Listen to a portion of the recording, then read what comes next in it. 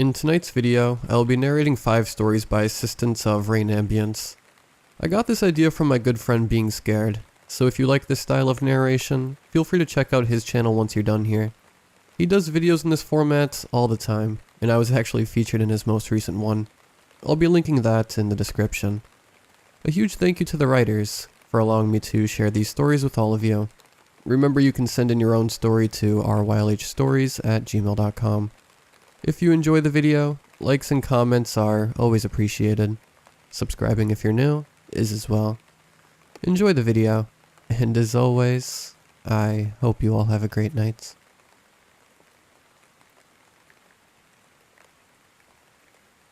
Never play hide and seek in a cornfield. It may seem like common knowledge to anyone else. Just the idea alone sounds like the premise of a horror movie. But I don't know. It seemed like a good idea to me.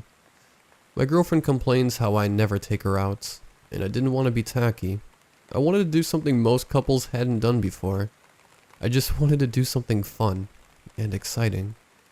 I don't really have a lot of money, so I searched inexpensive date ideas, and one of the sites suggested, play hide and seek in a cornfield. I thought to myself, that'd be fun. There's a lot of them in my state, so why not? It'd be easy to find. I told my girlfriend Aurora about it, and although she sounded reluctant, she agreed. So last Wednesday around 11 p.m., we headed out to the nearest cornfield. It was around 50 minutes away from our apartment. I drove while Aurora slept in the passenger seat. My car radio doesn't work, so I was extremely bored and becoming tired as well. I never told her, but I dozed off multiple times, and almost drifted off the road twice. My eyelids were as heavy as bricks by the time we arrived. I tapped on her shoulder to wake her up, and she jolted awake. She said she had a bad dream. I didn't ask what it was about, not because I didn't care. I just didn't want to become any more anxious than I already was. I parked on the side of the road and kept my lights on, so we'd have no trouble finding the car. I wasn't worried until we got there.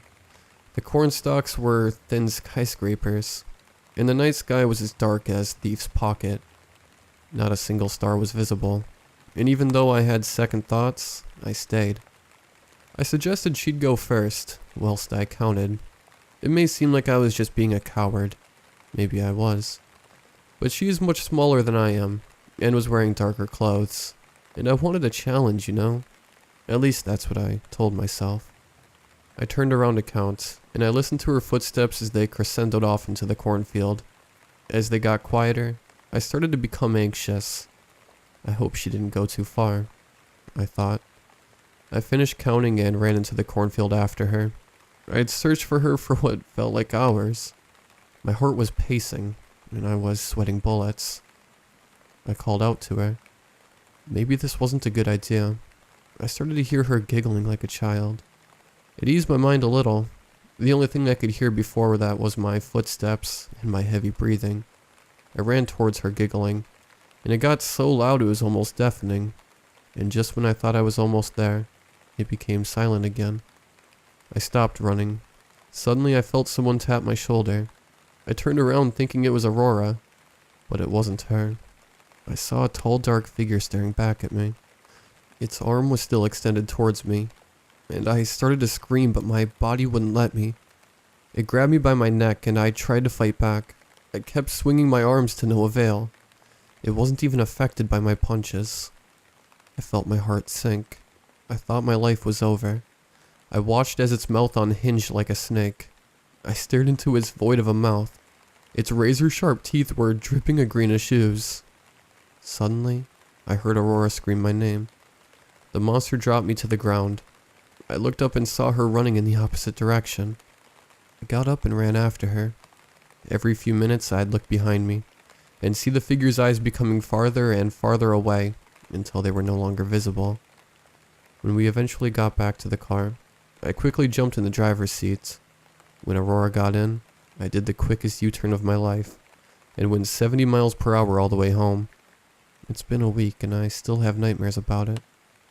Yesterday, I asked Aurora why she was giggling that night. I wasn't, she said.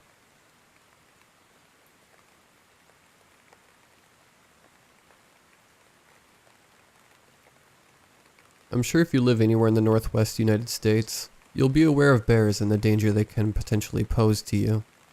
Although they don't usually go out of their way to hunt humans, it is still wise to be prepared while hiking or partaking in other outdoor activities.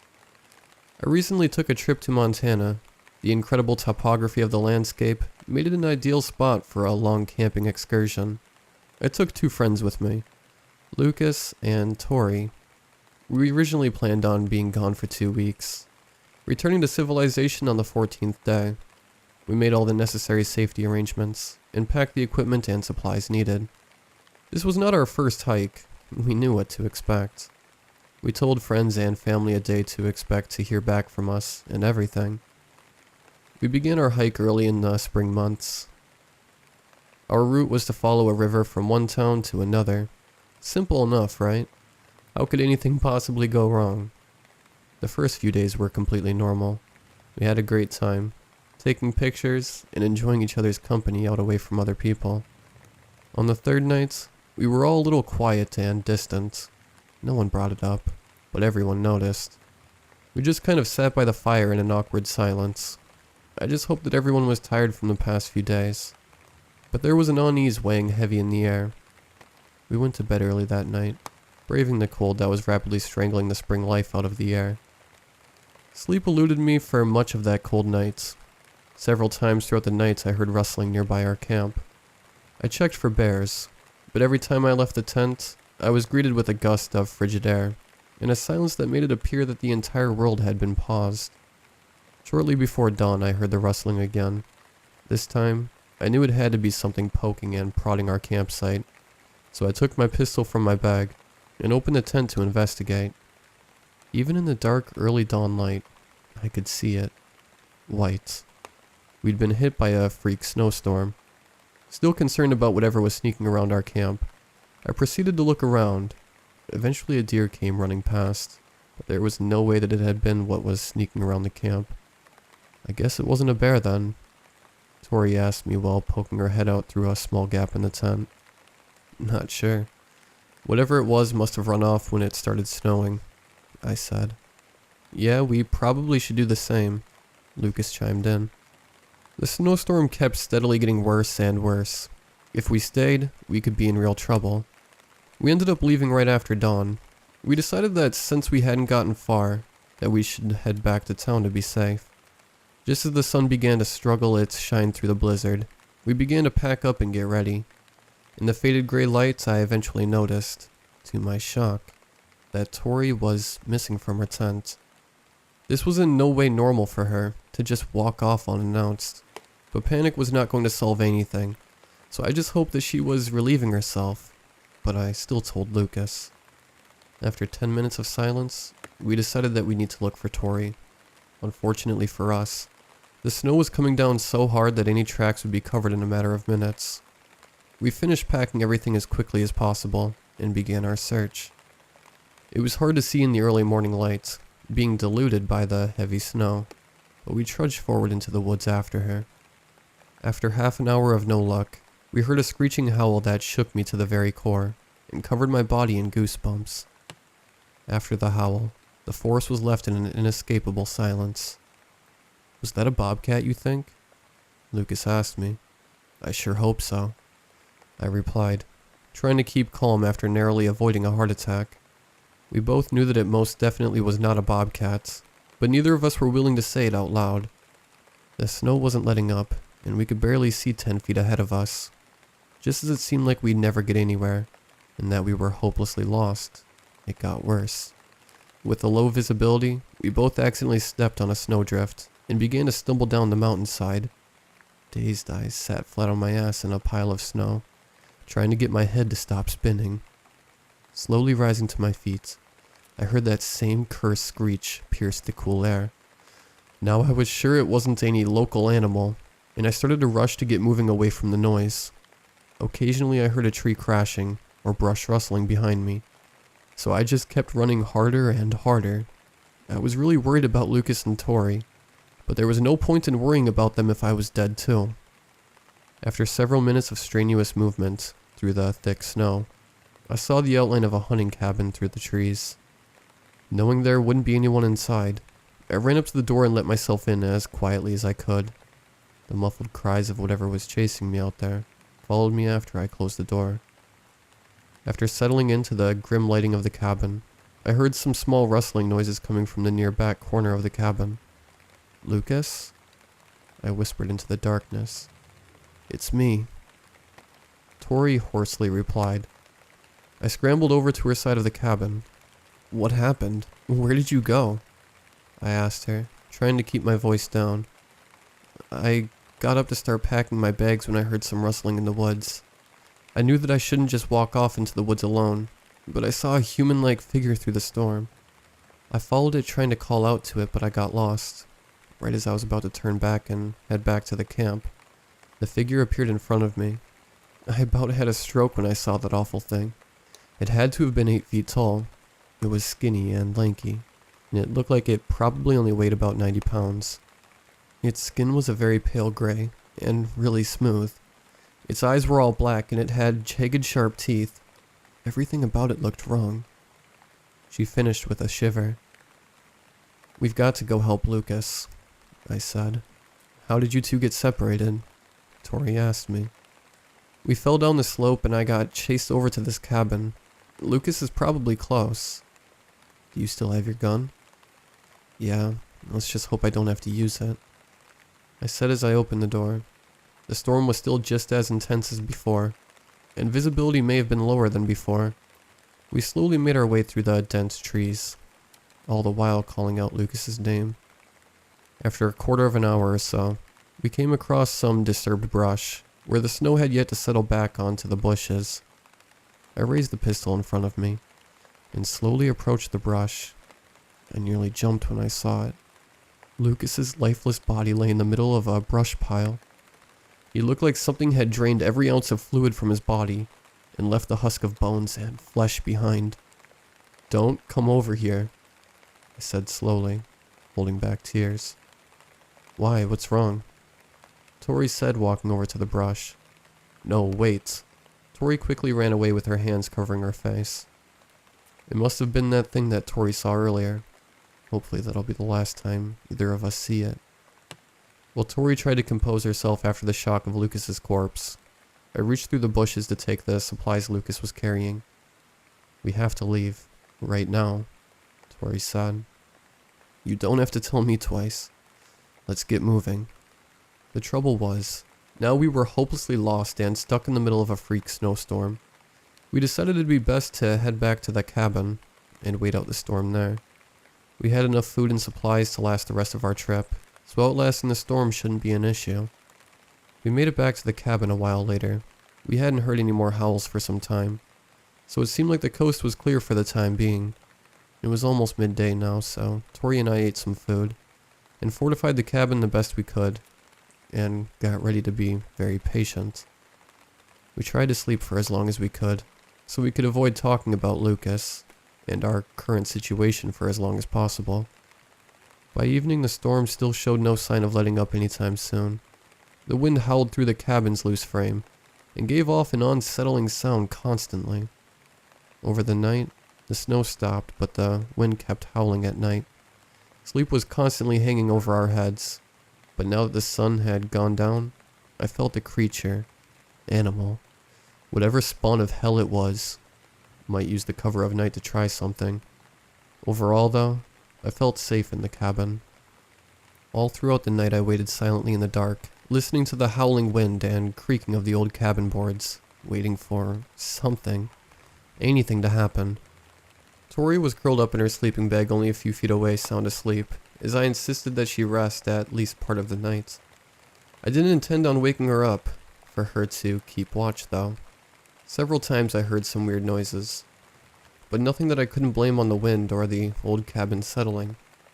After what seemed like an eternity later, the sun began to slowly overtake the nearby mountains, giving the valley a welcoming orange glow. However, only moments before it was bright enough to see outside, I heard the howling screech that had scarred me mentally the day prior.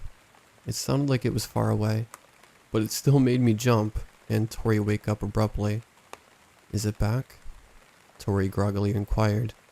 "I don't think so." It sounded a safe distance away, and it didn't bother us all night, I assured her, even though I myself wasn't entirely sure of the truthfulness of what I had said. We ate some food without much conversation, and eventually the sun had regained the sky and cast its welcoming light and warmth throughout the small valley while casting long shadows from the adjacent mountains. We took out a map and figured out where we were, albeit roughly, and decided to take the several-hour hike to a nearby town. The snow outside was thick, but it was manageable.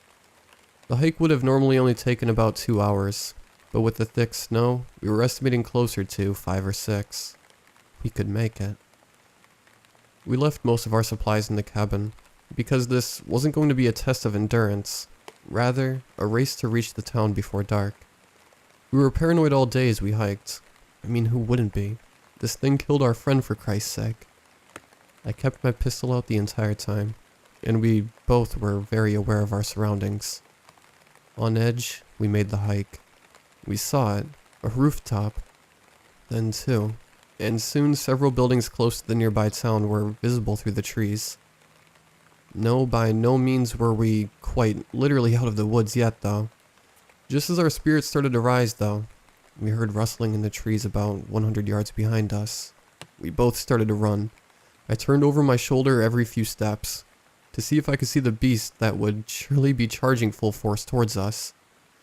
The trees were too thick, though, but the rustling kept getting louder.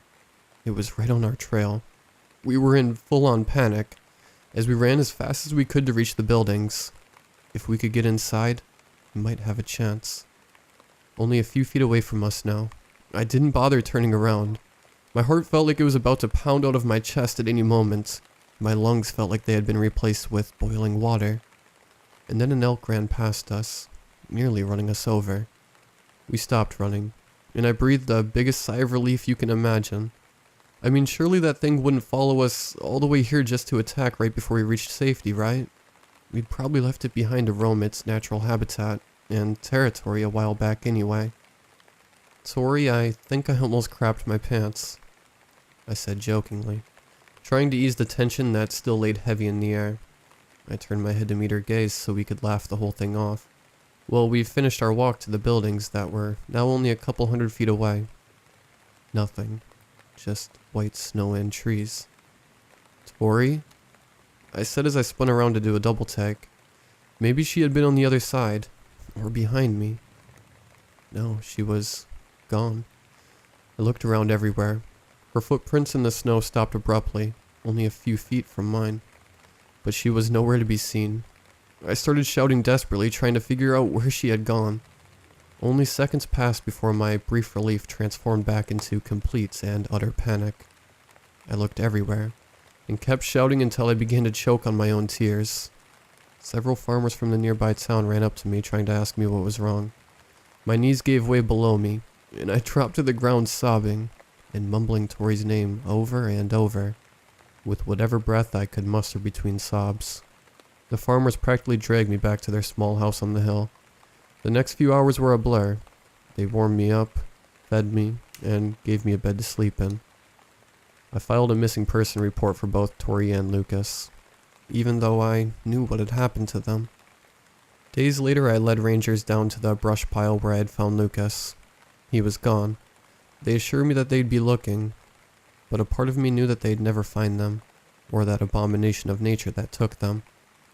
Since then, I moved down south and tried to move on with my life the best I can.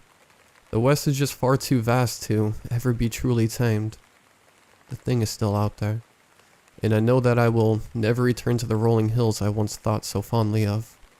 This isn't meant to scare you, but to serve as a warning. We are so small. There is a lot of land out there, and it will never be truly conquered. If you go hiking anywhere, please be safe.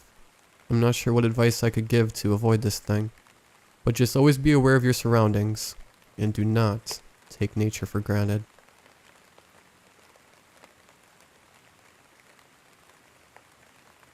Before I start, I need to preface this story by giving some context to it. I come from a relatively small town in Vermont, which many of my friends and I joke is like a discount version of Maine, and that I have a close friend group of 4 other people. I won't use their actual names, and the two people you need to remember are my best friend, who I'll call Simon, the person who the story is about, who I'll call Jonathan. Now, we've all been friends since freshman year, but Simon and I have been friends ever since 3rd grade. And ever since then, we've done practically everything together. But I digress. Freshman year, Simon and I joined a hiking group with a bunch of other people from school, which is how we met Jonathan and our other friend. During our year as freshmen, some of the seniors introduced us to trailblazing, which is when you smoke a lot of weed and go out on hikes and make for an incredible experience. We used to do this all the time. As small as our town was, there was a ton of hiking trails. Whenever we had something to celebrate, go trailblazing. Anxious about finals, go trailblazing. Parents shouting at each other, you guessed it, go trailblazing. Come senior year, we all decided to do one last hike together before we all go off to college. But we decided to spice it up a little and take some mushrooms instead. We had all experimented mushrooms in the past, but we never combined both mushrooms and hiking before. We take them around 9 in the morning and are on the trail by 9:15. After about an hour and a half, we decide to stop for a brunch near a creek. As we're eating, my friends and I notice Jonathan is staring wide-eyed across the stream into another section of the forest. He'd got a pretty goofy face on, so my friends and I start laughing and ask him what he thinks he's doing. He didn't respond. Instead, he kept looking as if he was hypnotized. So we start laughing so hard we're crying, and he tells us to shut up and asks, "Do you guys see that?" Simon asks him what he's talking about, but Jonathan sprints into the forest before Simon can finish, and we bolt after him, leaving our stuff by the creek. After about 10 minutes of chasing him through the woods, we reach a clearing, and before my breathing even returns to normal, and I get a chance to look up, I get a chill down my spine. I hear another one of my friends say, "Dude, what the actual fuck?" I look up and there are 5 other people a couple hundred yards away, with their backs turned to us huddled in a semicircle. I hear another friend ask Jonathan what he saw, but he doesn't respond. Jonathan just stares at the people. Simon yells at the people in front of us, "Hey, do you guys go to the nearby high school?" No response. "Do y'all want to join us on our hike?" Again, no response. Now, because of the mushrooms, my friends and I argued a bit about the facts of what Jonathan said, or for how long we ran or whatever, but what happens next we're all in agreement of, so we're pretty sure it was true.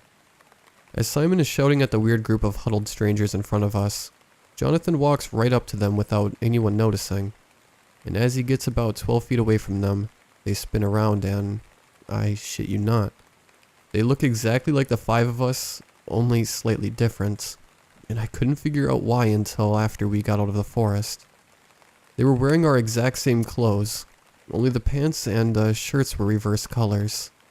For what felt like 5 minutes, we just stared at each other, me and my friends petrified with fear, and our clones looking as calm as the trees that surrounded us. When I feel something tap me on the shoulder, I turn around to Simon telling me to back up slowly. I turn around, and as we're backing up, those things are following us. Simon shouts, "Jonathan, get out of there, you idiot!" Jonathan immediately snaps out of whatever trance he's in, and we all start hauling ass back to the creek and to our stuff. Jonathan was way behind us when we started running, but he soon, I imagined out of fear and adrenaline, quickly caught up to the group. We somehow managed to find our way back to the creek, get our stuff, and get out of the forest. When we reached the entrance of the campsite, everything was way different than when we arrived. The campgrounds were filled with trash, the parking lot was empty except for Simon's truck, which we came up in, and a few rundown cars, and there were danger and keep out signs everywhere. This scared us even more, so we hopped in Simon's truck and drove back into town. Simon walked into the town's deli to get us sandwiches, so we can calm down, but he came out looking confused. "What's up?" I asked. The lady said they don't serve sandwiches past 5 in the afternoon. This freaked us out even more, so I pulled out my phone and sure enough, it was 6:30. Jonathan, who had been quiet for most of the drive, said something along the lines of, "Well boys, those shrooms brought us into the future." We all kinda chuckled, and just chalked everything that happened earlier to laced mushrooms, and some people messing with us. I suggested we take one last picture of all of us for the memories, and I sent it to the group chat before wishing my friends good nights and heading home. My mother woke me up the next morning.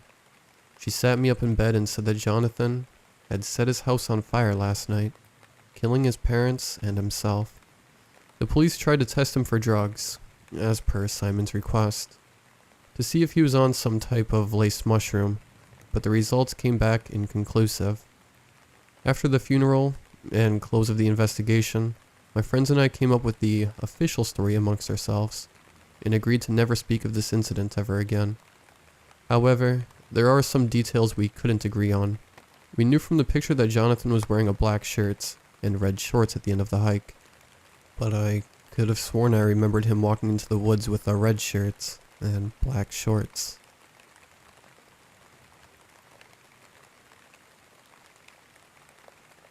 When I was around 6 years old, it was common that my parents would take me over to my grandfather's house. My mom's side of the family lived far away, so it was rare to see her mom and dad, and needless to say, hard to build a connection with them. But on my father's side, I had my grandfather. I had never known my grandmother, and at the time it wasn't something I spent a lot of time thinking about. At least not until the kids at school started talking about their families, especially their grandmothers. It was then I started to wonder about her absence. When I would ask my parents about her, they would get real quiet, often taking glances at each other in what I now understand was an effort to get the other to answer this difficult question. If they did answer, they were always vague on where she was, or what had happened. They would say things like, "She's in a better place," or "She's passed on." At the time I had no idea what this really meant, but I didn't press the issue. I always enjoyed spending time with my grandpa. He had what seemed to be an endless supply of applesauce, and one of those candy dishes that he would always fill before I came over. My dad had to talk to him about giving me too many sweets, but my grandpa just wanted me to be happy.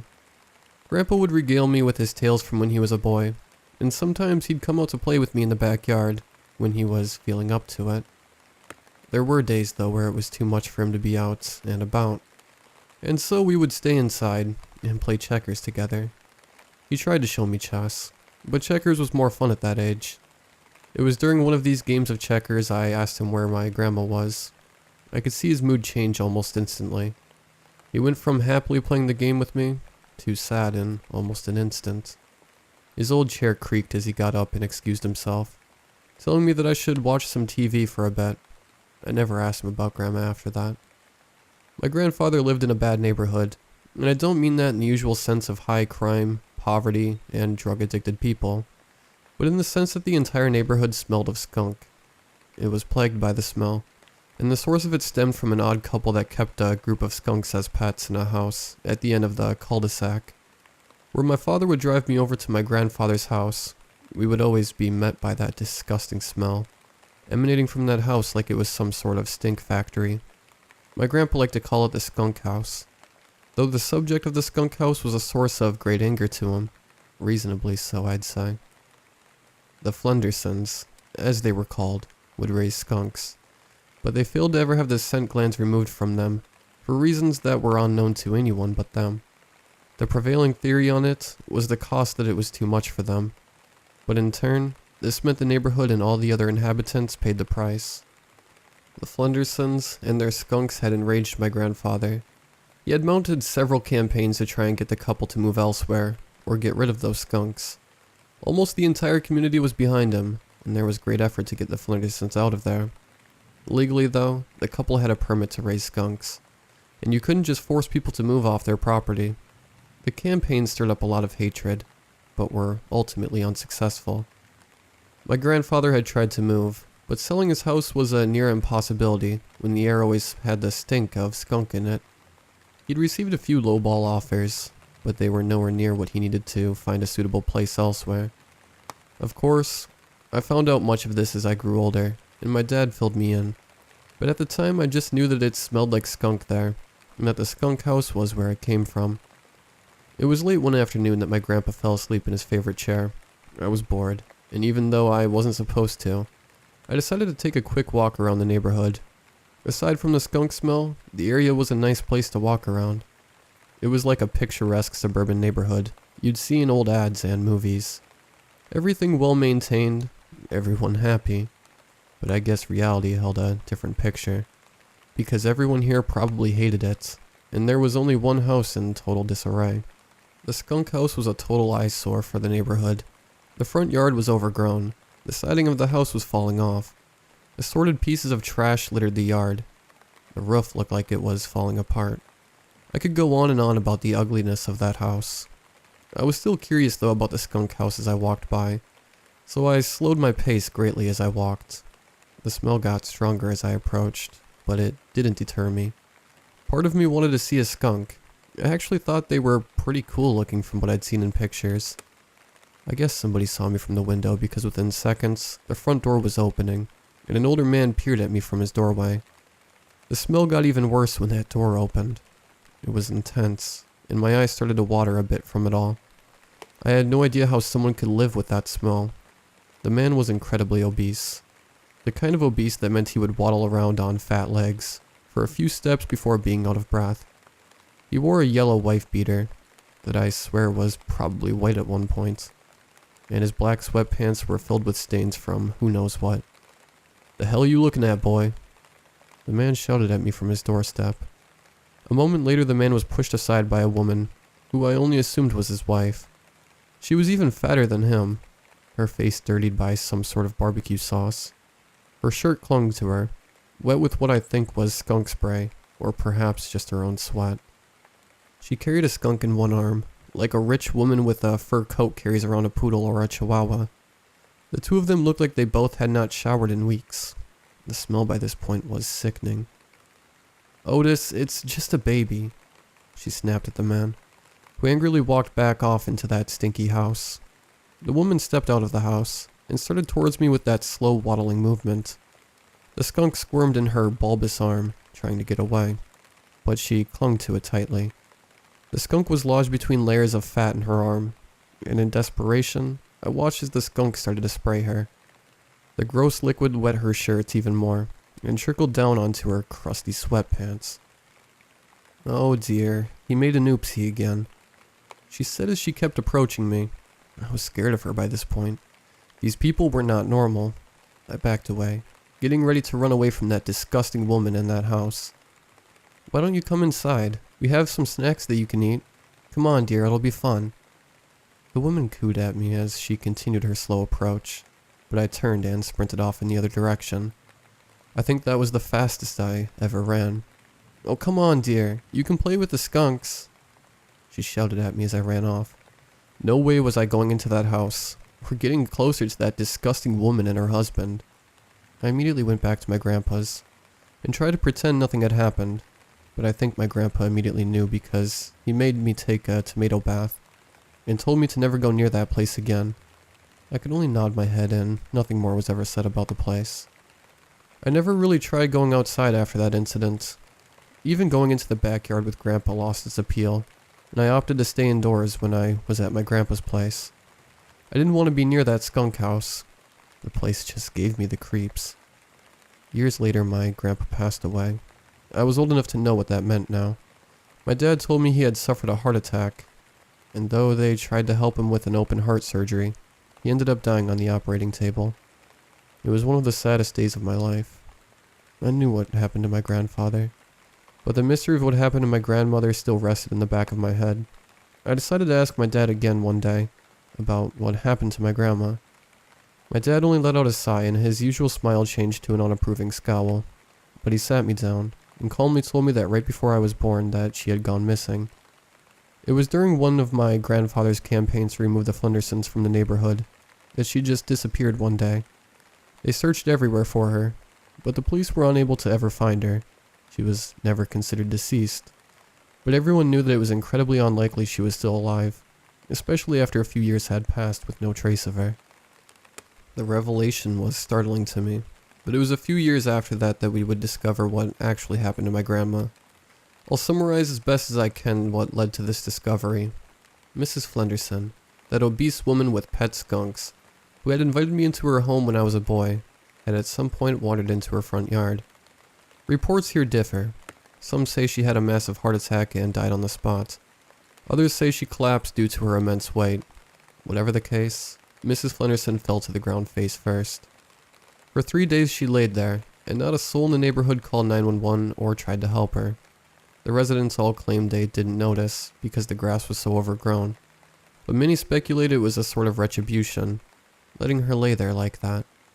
It was an unlikely male driver who made the call to 911 when he saw her on his drive through the neighborhood. When paramedics and police arrived, she was pronounced dead at the scene. The next step by the police was to locate the husband, but they had no idea where he was. Knocking on the door to the home did nothing except for alert the skunks inside, who would viciously start spraying their scent. Both cars the couple owned were still in the driveway. Fearing the husband may also be in trouble, the police donned gas masks and protective suits and forced their way into the home. What they found made headline news for weeks in my town and its surrounding areas. To start, the house itself was in total disarray, things falling apart, garbage everywhere. It was obvious after the fact the couple were a pair of hoarders. Then of course there were the skunks. There were dozens of them running around. Many of them were poorly fed and neglected. But this was not the greatest crime. What they found in the basement was a grotesque nightmare of dead skunks, dead human bodies, and a chaotic mess of blood, body parts, skunk spray, and all the other manner of gross bodily fluids. When all was said and done, they found 7 human bodies in that basement, and one survivor who, as of now, will not speak publicly about what went on down there. Among the remains, they were able to identify my grandmother, using dental records and forensics. Otis Flenderson was also discovered. He had died of a stroke, and his wife, rather than bury him, simply tossed him in the basement, and pretended nothing ever happened. There was also 4 children who were all missing, and 2 teenagers, one of which was the sole survivor. No one could detect the smell of the decaying bodies due to the overwhelming smell of the skunks, and the police neglected to ever search the house because they didn't want to get sprayed. The abuse the victims suffered was incredibly horrific. Evidence from the crime scene suggests that the victims were locked down in the basement, and chained to the wall where they were fed very little, if anything at all. The skunks would spray the victims out of fear, and when it came to the point of starvation, the skunks would begin cannibalizing their own dead. But it didn't stop there. They had also reportedly eaten from the corpses of the humans, as evidenced by bits and pieces of Otis Flenderson being gone and later discovered in the stomach of one of the dead skunks. The victim's one saving grace, and let me tell you, it is not much consolation, was that Otis Flenderson, who apparently was only slightly less evil than his miserable, rotten wife, would lumber down the stairs and suffocate the victims in a sort of mercy killing, after Otis had died and been put in the basement. The final 2 victims, the 2 teenagers, were left to rot away until death by the evil wife. The teenager who survived only barely clung to life, and will more than likely be haunted by this grisly crime the rest of her life. Needless to say, the house has since been razed, and several local and state politicians have vowed to try and change laws regarding exotic animal ownership, and neighborhood laws that would help to prevent people from doing something like this again. People were also brought under heavy scrutiny, many of them being fired for misconduct and failure to protect the public from the horrific crimes. Though our family was devastated by finding out the news, we were a little relieved that Grandpa did not have to learn of what happened to his beloved wife. I think back to when I asked him that day about Grandma, and the pained expression he gave me. I think now he left the room because he was going to cry. There was no way he could handle discovering this. I am glad that he can rest in peace, not knowing the atrocities that took place. As for my father, he and several other families of the victims are being represented by a hotshot lawyer in suing the local and state police for failing in their duties. So far, things are looking like a slam dunk case. I still think back to that day that disgusting woman invited me inside, and I realized I was fortunate to not be another one of those poor victims, locked in the dark basement with the stench of skunk and death all around me.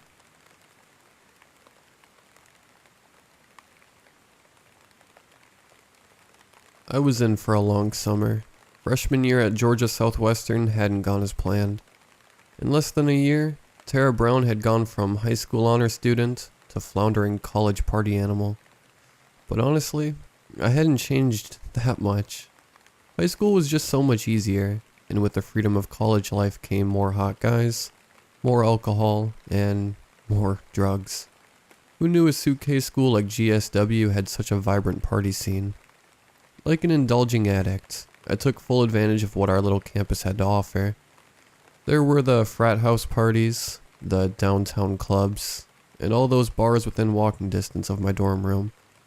Throughout freshman year, I graduated from pot to acid, from natty light to hard liquor, and from boyfriend to different hookups.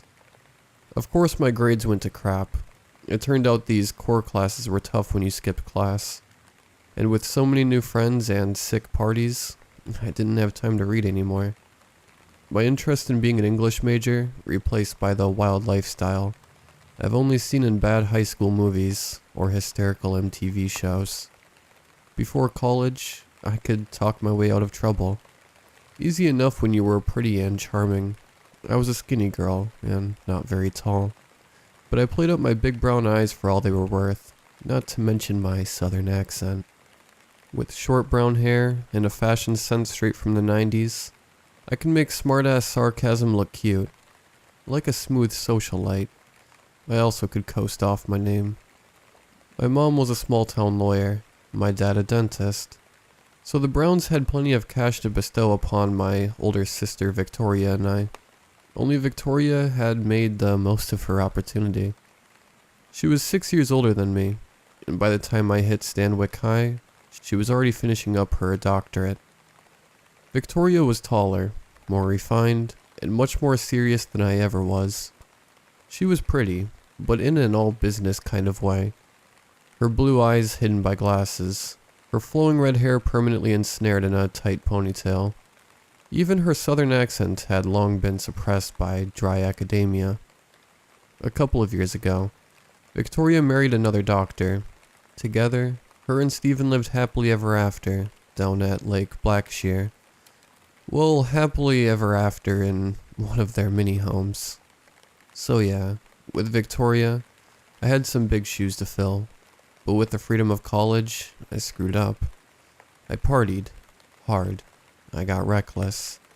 And then the inevitable happened in March. My friends and I got arrested. We were all high on acid when they pulled Maggie over. Mom helped us only land community service. But the lethal combo of embarrassment and disappointment caught up to me. I suffered a breakdown. The therapy was quick, but as a result, my grades plummeted. My parents had to beg the school just to give me another shot in the fall. Not that I deserved it. So I'd left Stanwick a hometown hero and returned to college burnout. A waste of the Brown family name. For once, I was embarrassed. Rattled. During the summer I stayed isolated at the house. Like a defeated fighter hiding from the spotlight. None of my college friends talked to me anymore. My parents and Victoria didn't respect me. But I realized this was what I needed. I was being given another chance, which was more than most people could say. Only now I couldn't rely on my go-to weapon of good looks, hip fashion, and clever comments. No, I had to rely on a quality I wasn't familiar with. Maturity. Through May and early June, I even started reading again. Somehow the books were just as enjoyable as the drugs. Only this hobby helped my brain rather than insulted it. Literary classics like Frankenstein and Poe's short stories became my escape from the alienation. And then I got the inevitable call. The summer task to break up my solitary serenity. When Victoria and Stephen went on vacation, I got to look after their Blackshear house, including their pets.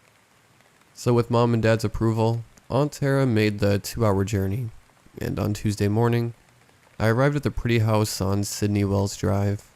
Victoria and Stephen had gone to New York for a few weeks, and now their luxurious home was all mine.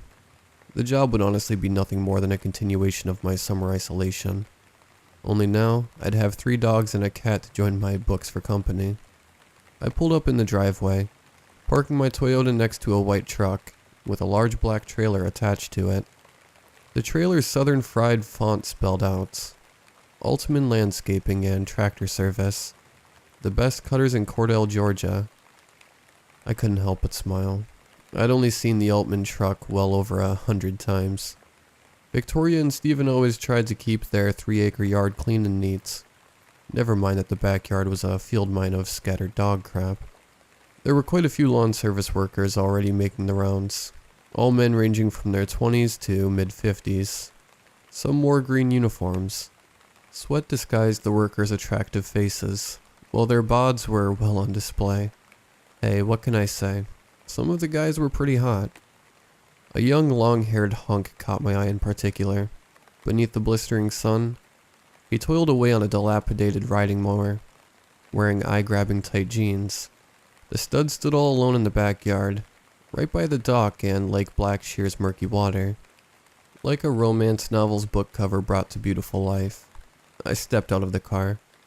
Here it was not even noon, and I could already feel sweat sticking to my skin. In the weather, the lake may have been hotter than the shore. The surrounding houses either abandoned or languishing in realtor hell. The entire neighborhood a graveyard of pre-recession dreams. Holding my bags, I made my way to the front door. I felt the flirtatious stares of the workers, but I wasn't complaining, especially when I had the hottie's attention. In the backyard, he leaned up from under the mower's hood, his chiseled face and body all for my viewing pleasure. The combination of tan skin, bright eyes, and shaggy brown hair formed this steamy slice of man candy. Not to mention abs and ass to die for. Yeah, he wasn't a lawn service regular. Flashing a smile, I gave him a wave, and to my relief, he returned the gesture. His pretty eyes focused on me. I felt butterflies in my stomach. I was hot all right, and it wasn't from the Georgia heat. I entered Victoria's house. The front door led right into the living room, a kitchen full of state-of-the-art appliances, a glorious dining room, and the patio doors all within shouting distance, as was a narrow hallway that led to the guest rooms. Relishing the AC, I closed the door and locked it, dropped my bags to the hardwood floor. Large windows offered glimpses of the lovely front yard and the glorious lake out back. Like kids rushing home from school, Victoria's 3 dogs ran into the living room, their eyes wide with joy, their tongues dangling from canine smiles. I leaned down and let them ambush Aunt Tara. I was pelted by licks and wagging tails. There was Candace, a brown medium-sized mutt with brisk fur, and the bark of a banshee. Stan, a fat dog with light brown hair and a heavy heart. And finally Tom, a black dog, the youngest and rowdiest of the bunch. I missed y'all too, I said to them, only I realized there was someone missing. Where's Art? I said. Still petting the mutts, I glanced toward the hallway, but there was no sign of the slender, sneaky white cat. Then again, Art was a little bitch. He always made you find him unless he was hungry. I stood up. Art? I yelled, like an awakening beast. I heard that riding mower roar to life, a ferocious gunfire of pops woven in between its steady hums. Startled, I stumbled back, and then the dogs went into panic mode. With startling quickness, they glared at the door and unleashed furious barks. Y'all chill out, I yelled. My demand only got drowned out by their frantic chorus of growls, snarls, and barks. Then I had no choice but to pull out the secret weapon. Dog treats. After giving them snacks, the mutts relaxed. The riding mower's screams still our soundtrack. I stepped up to a window and looked out at the backyard. The heat harassed everything in sight. Even Lake Blackshear looked to be boiling. I watched the Altman crew work like field slaves beneath the unbearable sun. There were more workers than I realized. Even a middle-aged woman was out there in a green uniform and wielding a weed whacker. This was a lawn service army, and they were out here earlier than usual. Victoria's house was usually the last one they hit on Sydney Wells. The mower screams finally came to a merciful end. Then a beaming smile grabbed me. There was the hottie waving at me. He stood by the mower, his long hair basking in the sun. Battling the nervous body heat, my trembling hand waved back, unable to suppress my shit-eating grin. A scurry of scampering footsteps startled me from the steamy sight, like an alarm clock. Shrill barks destroyed my daydream. The fantasy was over. Rolling around, I saw all 3 mutts rush toward the hallway. their moving paws a frantic backbeat to their bellowing barks. I yelled out as I trudged after them. "Candace!" Quick splashes caught my ear, as if the dogs were scuttling through puddles. Then I came to an uneasy stop. Horror sunk in. Victoria and Stephen's floor had always been dirty, but never bloody. A trail of red paw prints headed straight for the hallway. Gruesome fossils left behind by the mutts. I yelled, retrieving my phone. I followed the paw print path, felt the blood sticking to my shoes, felt the adrenaline overwhelm me. "Candace?" I entered the narrow hallway. The surrounding wooden walls were matched by a tall wooden cabinet on my left. An open bedroom door lurked about 10 feet away. A bloody flood drenched the floor, and it only kept growing. Growling and barks swirled all around me. Victoria's dogs had cornered the cabinet, all three of them snarling. My feet kicked up blood as I rushed toward them. Right up to the cabinet. I noticed the cabinet door wasn't even shut all the way. Blood slid from inside it, like spilled paint buckets. "Candace?" I cried. Horrified, I struggled to push the dogs back. Then I swung the cabinet door. 2 corpses were stuffed inside. 2 middle-aged men. Both of them naked and baked in blood. The house's strong air conditioning, unable to stave off their sweaty decomposition. One man had his face carved into a crude jack-o'-lantern pattern. Blade made circles wrapped around his eyes and mouth. Bits of flesh stuck into his beard like seasoning. The man's blue eyes wide open in horror. The other man's throat was slit in one jagged line. The work of an amateur surgeon, judging by the sheer sloppiness. Only thin threads kept the man's head from tumbling off. His mustache and bald head both painted red. I could tell the men had been here a while. Their corpses far from fresh. The cabinet, their coffin, and made from literal redwood. I looked on, mortified. Tears formed in my eyes. My body trembled beyond belief. The dog's brutal chorus and unnerving soundtrack to the slasher scene lying before me. A sharp vibration jolted me from the fear. I jumped up and saw my phone buzzing to life. An incoming call from Victoria. Like the unhinged cries of asylum inmates. The barking around me only grew louder and louder, and my anxiety only got worse. I took a nervous breath and answered. "Hey." "Tara?" Victoria's calm, neutral voice said. "Is everything alright?" "I don't know." I stole a look at the dogs. The trio still in attack mode versus the corpses. "I just got here." "Are the dogs okay?" Victoria asked. Their barks wouldn't stop, and now I could see all the redness stuck to their fur. Red shoes for paws. The paralyzing fear returned. I couldn't talk. Instead, the bloody lake surrounding me stayed in my vision, as did those 2 mutilated bodies. "Tara," Victoria said through the phone. "where are the dogs? Are you at the house?" Wiping away the tears, I stared down at the corpses, the permanent faces of death. "Victoria, what did you do?" "What?" "You killed them, didn't you?" I shouted. The dog's barking became more intense, more ferocious. "I found them, Victoria," I yelled into the phone. "There's bodies in here. You killed both of them." "What? What are you talking about?" Victoria asked, confused. Shivering, I pushed the dogs toward the open bedroom. "I said there's bodies in here," I screamed, my voice reaching hysterical heights. "You put them in the hallway." The 3 mutts scampered through the blood and into the bedroom. Now I was all alone, just me and the bodies. "I can't hear you," Victoria said. I confronted the corpses. The glazed eyes stayed on me, their grisly wounds well on display. "Why'd you do this, Victoria?" I yelled. "You killed them." I could hear Victoria struggle on the other end, more exasperated than a frustrated teacher. "Tara, you're not making any sense," she said. "Just calm down." "No." I waved a wild hand toward the cabinet. "There's 2 bodies in your house, Victoria. How do you explain it?" Victoria sighed, that annoying, pissy sigh, she only reserved for her younger sister. Tara, are you high? My sadness and fright shifted to defensive anger. No, I'm serious. Just listen. Tara, be honest with me. Victoria interrupted with sharp bluntness. I didn't have you come here to get hooked on that shit again. That's not cool, Tara. Fed up with being the Brown family screw-up, I slammed my fist against the wall. I'm not high.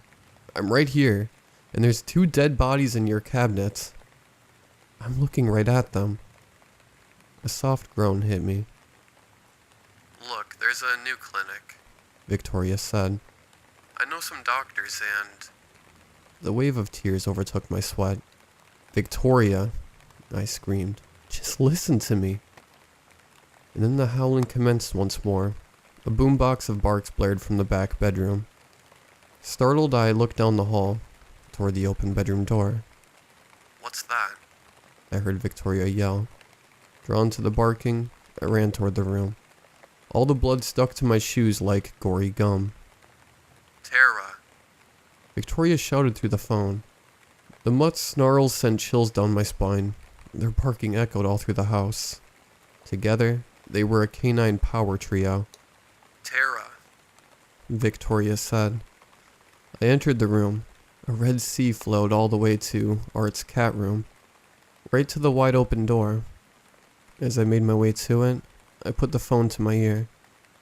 Tara, what's going on? Victoria asked. Fueled by simultaneous dread and curiosity, I stepped inside the cat room. Big windows showcased a glorious view of Lake Blackshear. Sunlight illuminated the room in a warm summer glow. Art had multiple beds and litter boxes. More food than third world countries, not to mention an abundance of toys and potted plants.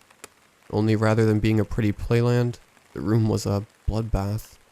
I stopped in the middle of the room, frightened, my shoes glued to the simmering blood. A rotten scent filled the scene. I thought the cabinet corpses had desensitized me, but that was just a warm-up. Propped up in the back of the room was another middle-aged man. A middle-aged corpse. He sat on the floor, his mouth still agape to scream.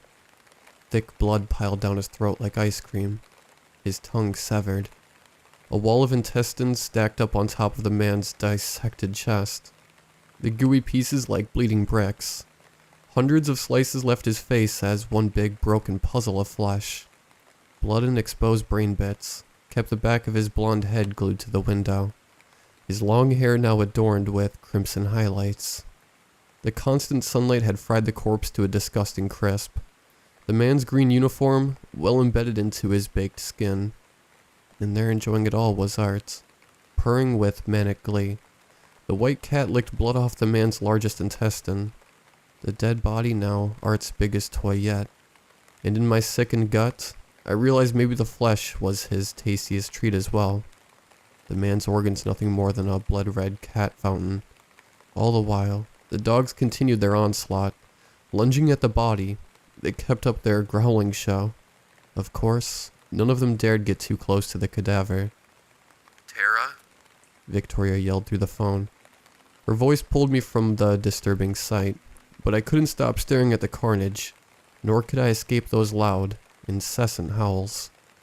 There's more, I struggled to tell her. There's another body. Victoria cried, her voice showing rare emotion, rare panic. Like the opening riff to a heavy rock song, the riding lawnmower revved back up. The sound spread everywhere, a steady rumble reminiscent of a helicopter's chopper. What the hell's that? Victoria asked. I looked over at the corpse. Art kept slurping up the organs, but something else caught my eye on the man's shirt. A white square. It's the lawn people, I told Victoria. What? She yelled. They were supposed to come by yesterday.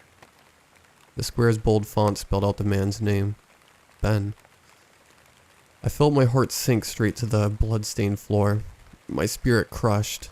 Dominant fear swept over me, especially once I saw the logo above the man's name.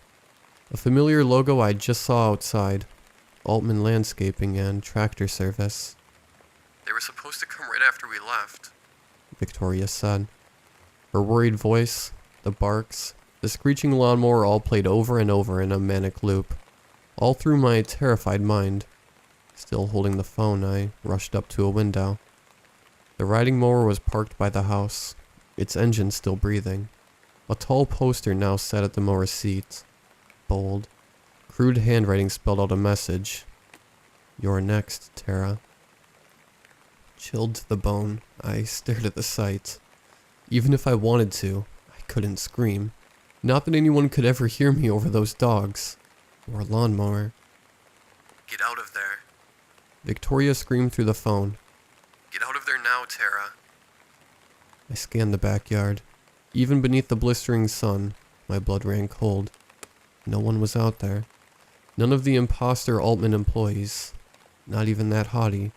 Not his smile or his eager wave. I heard the dog's paws kick up blood. Their barking hit its alarming apex. I rolled around. I heard the front door burst open. Like a violent demonstration, more shrieks joined the mower's rallying cry.